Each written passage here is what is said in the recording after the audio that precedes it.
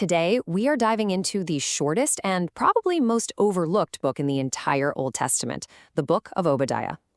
Now, don't let its tiny size fool you. This book is a single, intense prophecy, a story all about pride, betrayal, and the explosive consequences of turning your back on family.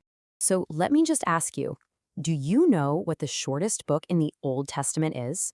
It's one of those books you could just flip right past and not even notice. But its message? Whoa. It is so powerful, it is echoed for centuries. Get this, it's just 21 verses long. That's it. You could read the entire thing in the time it takes to make a cup of coffee. But packed into those few lines is this huge drama spanning centuries, a story of sibling rivalry that gets way out of hand, a nation betrayed, and a prophecy that was fulfilled in the most startling way. So let's get right into the heart of it. All right, so our story really kicks off with a family feud, a really old one. We're talking about a conflict that started with two brothers and just spiraled into this bitter national rivalry. Okay, so to get this, you have to go way back to the family tree.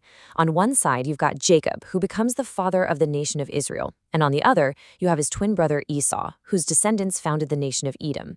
They were supposed to be brother nations, right? But their relationship was, well, anything but friendly. And this is where it all comes to a head. The ultimate act of treachery. In 586 BC, when the Babylonian Empire comes and burns Jerusalem to the ground, what does Israel's brother nation Edom do? They don't just stand by and watch. No, they join in. They literally cheered as the city fell. They helped loot the homes, and they even hunted down the Israelites who were trying to escape with their lives. It was a complete, total, backstabbing betrayal. So in response to this treachery, God sends a messenger, the prophet Obadiah. And his job is to deliver a divine verdict and really expose the root cause of Edom's corruption. And Obadiah's message, wow, it gets right to the point. The problem wasn't just what Edom did, it was why they did it. They were driven by this blinding pride, a sense of superiority so powerful that they literally believed they were untouchable. But where did all this arrogance come from? Well, it came from their geography. Edom's capital was carved directly into the high cliffs of Mount Seir. I mean, they lived in a natural fortress, an eagle's nest high above everyone else. They truly believed their mountain home made them invincible.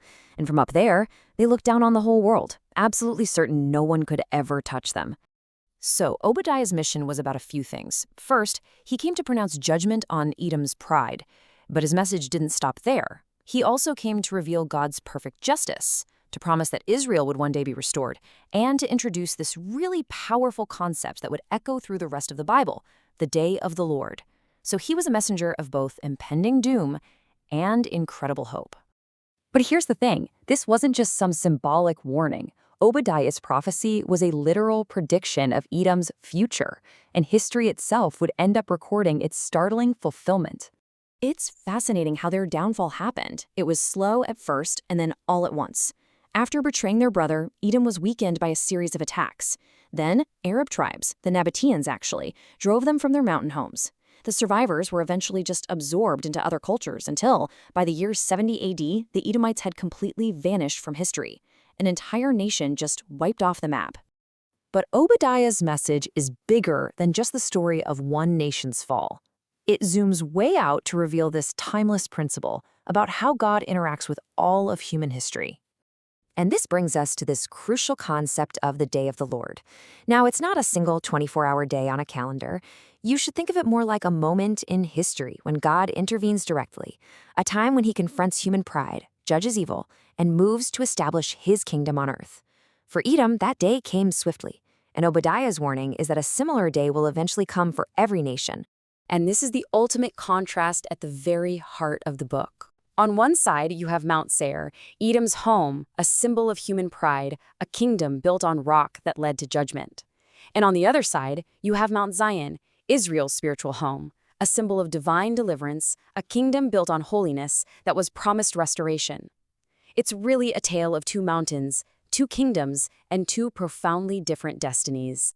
This right here, this is the principle of justice that governs the day of the Lord. It's a universal law of reciprocity. You know, what goes around comes around. The violence and the arrogance that Edom showed to Israel, that was the very thing that would come back on their own heads. Actions have consequences. So, after all of this, the history, the betrayal, the prophecy, what are we really meant to be left with?